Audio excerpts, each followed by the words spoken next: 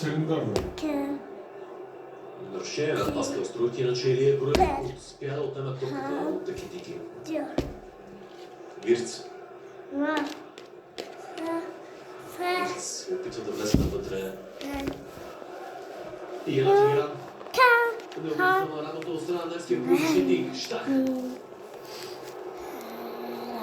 Но сега и неговата идея беше разгадана от Дони Солосай.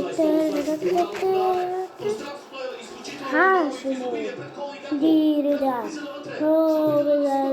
Си крак. Прави го. Удар покрай вратата. И все пак Кол е в полза на Мъсисенски отбор.